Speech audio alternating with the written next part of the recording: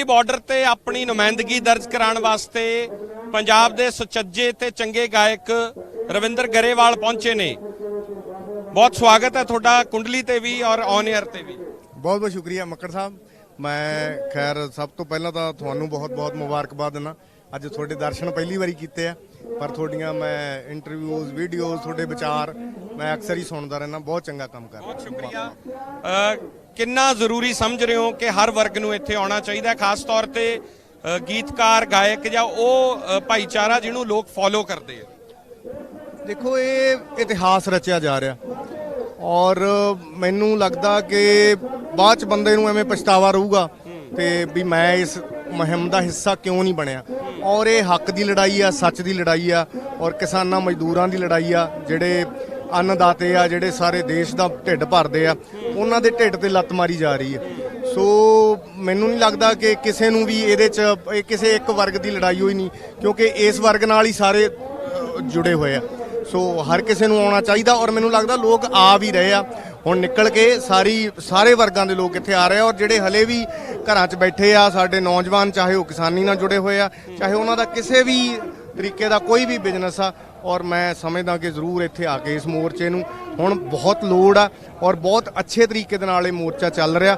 ਪਰ ਮੈਂ ਸਮਝਦਾ ਜਿਹੜੇ ਹਲੇ ਵੇਟ ਕਰ ਰਹੇ ਆ, ਘਰਾਂ ਦੇ ਵਿੱਚ ਬੈਠੇ ਆ, ਉਹ ਇੱਥੇ ਪਹੁੰਚਣ ਵੱਧ ਤੋਂ ਵੱਧ। ਸਰਕਾਰ ਦੇ ਵਰਤਾਰੇ ਨੂੰ ਕਿਵੇਂ ਦੇਖਦੇ ਹੋ? ਕੱਲ ਵੀ ਮੀਟਿੰਗ ਹੋਈ ਹੈ, ਹੁਣ ਫੇਰ ਮੀਟਿੰਗ ਲਈ ਕਹਿ ਰਿਹਾ ਹੈ, ਝੁਕਣ ਨੂੰ ਤਿਆਰ ਹੀ ਨਹੀਂ ਹੋ ਰਹੀ ਸਰਕਾਰ। ਤਾਂ ਮੈਨੂੰ ਲੱਗਦਾ ਏਡੀ ਜ਼ਿਆਦਾ ਹੰਕਾਰੀ ਸਰਕਾਰ ਨਹੀਂ ਮੈਂ ਦੇਖੀ, ਨਾ ਇਹੋ ਜਿਹਾ ਹੰਕਾਰੀ ਪ੍ਰਧਾਨ ਮੰਤਰੀ ਦੇਖਿਆ। ਕਿ ਇਹ ਇਹਨਾਂ ਲੋਕਾਂ ਦੇ ਚੁਣੇ ਹੋਏ ਬੰਦੇ ਨੇ, ਅਸੀਂ ਬਣਾਇਆ ਉਹਨਾਂ ਨੂੰ। ਜਿਹੜੇ ਲੋਕ ਇੱਥੇ ਬੈਠੇ ਨੇ ਇਹ ਕੋਈ ਹੋਰ ਚੀਨ ਤੋਂ ਤਾਂ ਆਏ ਨਹੀਂ, ਹਨਾ, ਇਸੇ ਦੇਸ਼ ਦੇ ਨਾਗਰਿਕ ਨੇ। ਸੋ ਜਿਹੜਾ ਚੰਗਾ ਸ਼ਾਸਕ ਹੁੰਦਾ, ਚੰਗਾ ਪ੍ਰਧਾਨ ਮੰਤਰੀ ਆ, ਚੰਗਾ ਨੇਤਾ ਹੈ, ਉਹ ਪਹਿਲਾਂ ਆਪਣੀ ਜਨਤਾ ਦੀ ਗੱਲ ਸੁਣਦਾ। ਉਹ ਮਤਲਬ ਇਹਨਾਂ ਨੂੰ ਕੀ ਪ੍ਰੋਬਲਮ ਆ? ਇਹ ਕੋਈ 1000 2000 10,000 ਬੰਦਾ ਤਾਂ ਹੈ ਨਹੀਂ, ਲੱਖਾਂ ਦੀ ਗਿਣਤੀ 'ਚ ਬੰਦੇ ਇੱਥੇ ਬੈਠੇ ਆ, ਤਾਂ ਇਹਨੂੰ ਸੀਰੀਅਸਲੀ ਲੈਣਾ ਚਾਹੀਦਾ। ਪਰ ਉਧਰ ਹਲੇ ਪੂਰੇ ਕੌਨਫੀਡੈਂਸ ਨਾਲ ਝੂਠ ਬੋਲਿਆ ਜਾ ਰਿਹਾ। ਉਦਾਂ ਹੀ ਹਲੇ ਵੀ ਉਹਨਾਂ ਕਾਨੂੰਨਾਂ ਦੀ ਤਾਰੀਫ ਕਰੀ ਜਾ ਰਹੇ ਆ, ਅਸੀਂ ਸਮਝਾਵਾਂਗੇ ਕਿਸਾਨਾਂ ਨੂੰ। ਸੋ ਮੈਨੂੰ ਇਹ ਨਹੀਂ ਸਮਝ ਆ ਰਹੀ ਇਹਨਾਂ ਨੂੰ ਕੀ ਲੱਗਦਾ ਇਹ ਕਿਸਾਨ ਕਿਹੜੇ, ਜਿਹੜੇ ਮਤਲਬ ਇਹਨਾਂ ਨੂੰ ਲੱਗਦਾ ਅਨਪੜ੍ਹ ਨੇ ਇਹ ਕਿਸਾਨ ਅੱਜ ਦੇ? ਇਹ ਸਾਰੇ ਪੜ੍ਹੇ ਲਿਖੇ ਚਰਚਾ ਹੋ ਰਹੀ ਹੈ। ਜਿਹੜੇ ਇੰਟਰਨੈਸ਼ਨਲ ਜਰਨਲਿਸਟ ਜਾਂ ਕਈ ਨੈਸ਼ਨਲ ਜਰਨਲਿਸਟ ਨੇ ਉਹ ਹੈਰਾਨ ਹੋ ਜਾਂਦੀਆਂ ਕਿ ਕਿਵੇਂ ਅੰਗਰੇਜ਼ੀ ਵੀ ਬੋਲਦੇ ਪਏ ਆ। ਬਿਲਕੁਲ ਨਹੀਂ, ਇਹ ਪੜ੍ਹੇ ਲਿਖੇ ਮੁੰਡੇ ਆ, ਸਾਰੇ ਡਿਗਰੀਆਂ ਕਰਕੇ ਇਹ ਖੇਤੀ ਕਰ ਰਹੇ ਆ।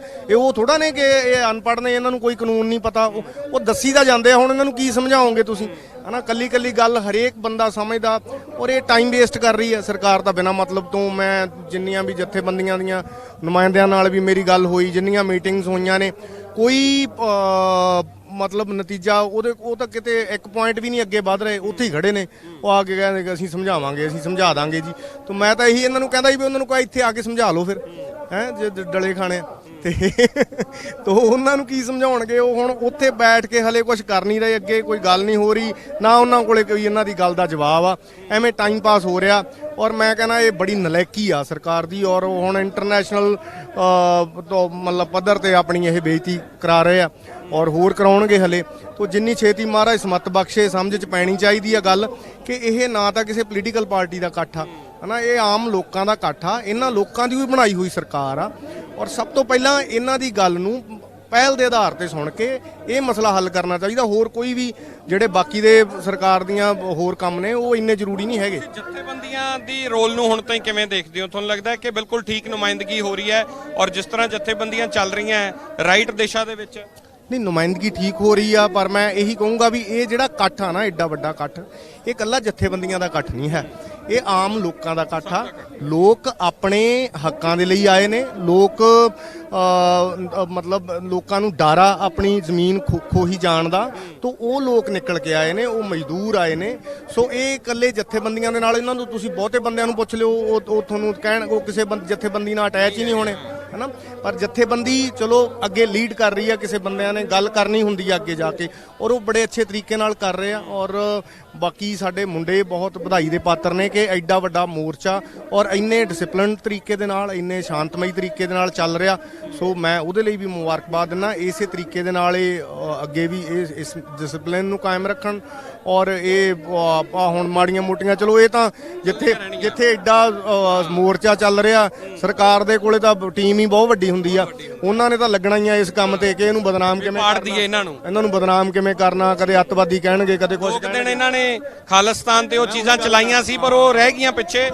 ਕਿਸਾਨਾਂ ਨੇ ਕਿਹਾ ਕਿ ਸਾਰੇ ਹਰਿਆਣੇ ਵਾਲੇ ਕਹਿੰਦੇ ਅਸੀਂ ਵੀ ਆ, ਯੂਪੀ ਵਾਲੇ, ਬਿਹਾਰ ਵਾਲੇ ਆ ਗਏ, ਸਾਰੇ ਆ ਕੇ ਖੜ ਗਏ। ਮੈਂ ਕਹਿੰਦਾ ਐਡੇ ਜ਼ਿੰਮੇਵਾਰ ਬੰਦੇ ਔਰ ਐਡੇ ਕੌਨਫੀਡੈਂਸ ਨਾਲ ਝੂਠ ਬੋਲ ਰਹੇ ਆ। ਕੋਈ ਹਰਿਆਣੇ ਵਾਲਾ ਕਹਿ ਰਿਹਾ ਸਾਡੇ ਨਹੀਂ ਗਏ, ਹਨਾ, ਤੇ ਮਤਲਬ ਝੂਠ ਦਾ ਕੋਈ ਹੱਦ ਹੁੰਦੀ ਹੈ। ਔਰ ਹਲੇ ਤੱਕ ਪ੍ਰਧਾਨ ਮੰਤਰੀ ਕਾਨੂੰਨਾਂ ਦੀ ਹਲੇ ਤਾਰੀਫ ਹੀ ਕਰੀ ਜਾਂਦਾ, ਮਤਲਬ ਆਹ ਚੀਜ਼ ਨੂੰ ਦੇਖ ਹੀ ਨਹੀਂ ਰਿਹਾ ਉਹ ਕਿ ਆਹ ਵੀ ਕੁਝ ਹੋ ਰਿਹਾ। ਕਿ ਜਿੱਥੇ ਮੈਂ ਸਾਈਨ ਕਰਤਾ ਮੈਂ ਨਹੀਂ ਪਿੱਛੇ ਹਟਦਾ। ਨਹੀਂ, ਉਹ ਸਾਇਨ ਸੂਨ ਕਰੇ ਤਾਂ ਬਥੇਰੇ ਇੱਥੇ ਪਹਿਲਾਂ ਆਏ ਆ ਇਹ ਜੇ, ਤੇ ਇਹ ਘਮੇਰਾ ਕੱਢਣੀਆਂ ਤਾਂ ਫਿਰ ਚੰਗੀ ਤਰ੍ਹਾਂ ਆਉਂਦੀਆਂ ਪੰਜਾਬੀਆਂ ਨੂੰ। ਜਾਂ ਹੁਣ ਤਾਂ ਹਰਿਆਣੇ ਵਾਲੇ, ਚਲੋ ਹਰਿਆਣਾ ਵੀ ਪੰਜਾਬ ਦਾ ਹਿੱਸਾ, ਪੰਜਾਬ ਦਾ ਛੋਟਾ ਭਾਈ ਆ, ਹਨਾ, ਔਰ ਸਾਰੇ ਇਹ ਮੂਵਮੈਂਟ ਦਿਨ ਬ ਦਿਨ ਵੱਧ ਹੀ ਰਹੀ ਆ। ਔਰ ਇਹ ਬੜੇ ਲੋਕ, ਤੁਸੀਂ ਇਤਿਹਾਸ 'ਚ ਪਿੱਛੇ ਨਿਗਾਹ ਮਾਰੋ, ਜਿਨ੍ਹਾਂ ਨੂੰ ਲੱਗਦਾ ਸੀ ਵੀ ਅਸੀਂ ਤਾਂ ਕਦੇ ਹਰੇ ਹੀ ਨਹੀਂ, ਹਨਾ, ਉਹ ਫਿਰ ਇਹ ਜੇ ਮੈਨੂੰ ਲੱਗਦਾ ਜੇ ਇਹ ਨਹੀਂ ਇਹਦਾ ਹੱਲ ਕਰਨਗੇ ਕੁਛ, ਇਹਦਾ ਇਹ ਕੋਈ ਨਾ ਕੋਈ ਰੱਬੋਂ ਹੀ ਹੁੰਦੀ ਆ। ਇਹ ਕਿਤੇ ਸਰਕਾਰ ਦਾ ਇੱਥੋਂ ਪਤਨ ਨਾ ਸਟਾਰਟ ਹੋ ਜਾਵੇ ਇਸ ਮੂਵਮੈਂਟ ਦਾ। ਕੋਈ ਇਨਕਲਾਬੀ ਗੀਤ ਮੈਂ ਚਾਹਣਾ ਕਿ ਆਖਰ ਦੇ ਵਿੱਚ ਤੁਸੀਂ ਜ਼ਰੂਰ ਸਾਂਝਾ ਕਰੋ। ਮੈਂ ਇਨਕਲਾਬੀ ਜੇ ਆਪਾਂ ਗੱਲ ਕਰਦੇ ਨਾ ਕਿਰਤੀਆਂ ਦਾ, ਤਾਂ ਸੰਤਰਾਮ ਉਦਾਸੀ ਤੋਂ ਵੱਡਾ ਕੋਈ ਨਾਂ ਨਹੀਂ, ਹਨਾ, ਸੰਤਰਾਮ ਉਦਾਸੀ ਹੋਰਾਂ ਨੇ।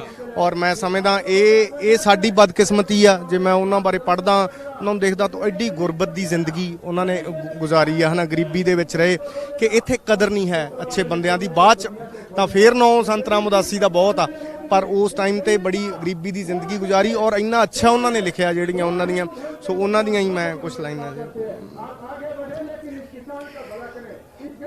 ਕਿ ਦੇਸ਼ ਹੈ ਪਿਆਰਾ ਸਾਨੂੰ ਜ਼ਿੰਦਗੀ ਪਿਆਰੀ ਨਾਲੋਂ, ਦੇਸ਼ ਹੈ ਪਿਆਰਾ ਸਾਨੂੰ ਜ਼ਿੰਦਗੀ ਪਿਆਰੀ ਨਾਲੋਂ। ਇਹ ਤਾਂ ਅੱਤਵਾਦੀ ਕਹਿੰਦੇ ਹਨਾ, ਦੇਸ਼ ਸਾਨੂੰ ਪਿਆਰਾ, ਪਰ ਦੇਸ਼ ਤੋਂ ਪਿਆਰੇ ਸਾਨੂੰ ਲੋਕ ਕਹਾਣੀਆਂ। ਅਸੀਂ ਤੋੜ ਦੇਣੀ, ਅਸੀਂ ਤੋੜ ਦੇਣੀ, ਲਹੂ ਪੀਣੀ ਜੋ ਕਹਾਣੀਆਂ ਅਸੀਂ ਤੋੜ ਦੇਣੀ।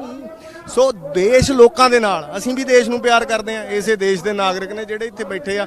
ਪਰ ਦੇਸ਼ ਦੇ ਜੇ ਉਹ ਲੋਕ ਹੀ ਨਹੀਂ ਰਹਿਣਗੇ, ਹਨਾ, ਔਰ ਉਹਨਾਂ ਦੀ ਰੋਟੀ ਤੇ ਉਹਦਾ ਢਿੱਡ ਤੇ ਲੱਤ ਮਾਰਿਆ ਜਾ ਰਿਹਾ, ਔਰ ਉਹ ਉਸ ਢਿੱਡ ਤੇ ਮਾਰੀ ਹੈ ਜਿਹੜਾ ਲੋਕਾਂ ਨੂੰ ਰਜਾ ਰਿਹਾ, ਹਨਾ, ਅੰਨਦਾਤੇ ਤੇ ਹੀ ਤੁਸੀਂ ਔਰ ਫਿਰ ਤੁਸੀਂ ਕਹਿ ਰਹੇ ਹੋ ਜੀ ਨਹੀਂ ਇਹ ਬਹੁਤ ਚੰਗੇ ਆ। ਫਿਰ ਇਹ ਲੋਕ ਕਮਲੇ ਥੋੜਾ ਜਿਹੜੇ ਬੈਠੇ। ਲੱਗਦਾ ਹੈ ਕਿ ਇਸ ਸੰਘਰਸ਼ ਦੀ ਖੂਬਸੂਰਤੀ ਇਹ ਵੀ ਹੈ ਕਿ ਗਾਇਕਾਂ ਤੇ ਲੱਚਰ ਗਾਇਕੀ ਜਾਂ ਚੱਕਵੇਂ ਗੀਤ ਗਾਉਣ ਦਾ ਟੈਗ ਸੀ, ਕੱਲੇ ਗਾਇਕ ਨੇ ਕਿਸਾਨੀ ਤੇ ਗੀਤ ਕੱਢਿਆ ਔਰ ਉਹ ਹਿੱਟ ਹੋਇਆ। ਨਹੀਂ, ਬਿਲਕੁਲ। ਇਹ ਮੈਂ ਦੇਖੋ, ਮੈਂ ਕੱਲ ਸ਼ਾਮ ਦਾ ਇੱਥੇ ਆਇਆ ਹੋਇਆ ਔਰ ਮੈਂ ਹਰੇਕ ਟਰੈਕਟਰ ਦੇ ਗਾਣੇ ਵੱਜਦੇ ਸੁਣੇ ਆ। ਔਰ ਇਹ ਵੀ ਇੱਕ ਪ੍ਰਾਪਤੀ ਆ ਵੀ ਉੱਥੇ ਕੋਈ ਗਾਣਾ ਮੈਂ ਸੰਘਰਸ਼ ਤੋਂ ਬਿਨਾਂ ਕੋਈ ਸੁਣਿਆ ਹੀ ਨਹੀਂ, ਕਿਸਾਨੀ ਤੋਂ ਦੇ ਗਾਣੇ ਵੱਜ ਰਹੇ ਆ।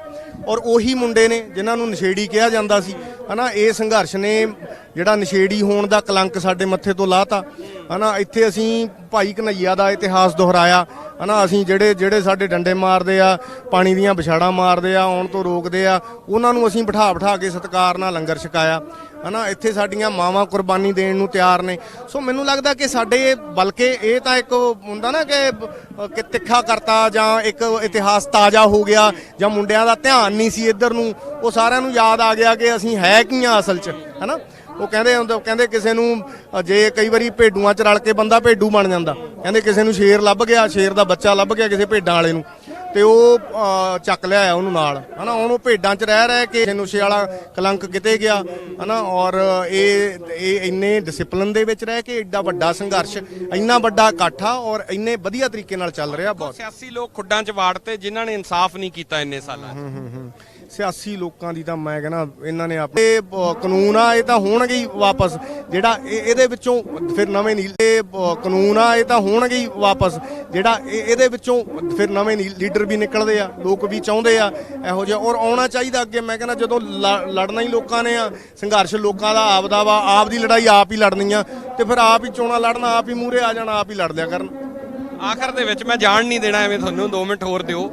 ਗੀਤ ਆਖਰ ਦੇ ਵਿੱਚ ਕੋਈ ਹੋਰ, ਜੇ ਉਦਾਸੀ ਸਾਹਿਬ ਦਾ ਕੋਈ ਹੋਰ ਗੀਤ ਸੁਣਾ ਸਕੋ, ਜਾਂ ਕੋਈ ਵੀ ਤੁਹਾਡਾ ਜਿਹੜਾ ਜੀ ਕਰਦਾ ਹੈ ਸੰਘਰਸ਼ ਤੇ ਇਨਕਲਾਬ ਸਰਕਾਰ ਦਾ ਲਈ, ਤੇ ਕਹਿੰਦਾ ਤੂੰ ਤਾਂ ਸੱਤਾ ਵਿੱਚ ਹੋਈ ਮਗਰੂਰ ਨਹੀਂ, ਭੋਲੀ ਜਨਤਾ ਨੂੰ ਕੀਤਾ ਮਜਬੂਰ ਨਹੀਂ, ਪੀ ਸਪਰੇ ਹਾਂ ਮਰਨ ਜਵਾਨੀਆਂ, ਭੁੱਖ ਨੰਗ ਨਾਲ ਲੜੇ ਮਜ਼ਦੂਰ ਨਹੀਂ, ਹੋ ਕੇ ਤੰਗ ਕੋਈ ਗਰੀਬੀਆਂ ਤੋਂ ਤੇਰਾ ਹੈ ਆਪਣਾ ਤੇ ਮਰਿਆ ਹੀ ਨਹੀਂ, ਤੇਰਾ ਦੇਸ਼ ਮੇਰੇ ਦੀ ਸਰਕਾਰੇ ਖਜ਼ਾਨਾ ਕਦੇ ਭਰਿਆ ਹੀ ਨਹੀਂ ਤੇਰਾ ਦੇਸ਼ ਮੇਰੇ ਦੀ ਸਰਕਾਰੇ ਖਜ਼ਾਨਾ ਕਦੇ ਭਰਿਆ ਹੀ ਨਹੀਂ।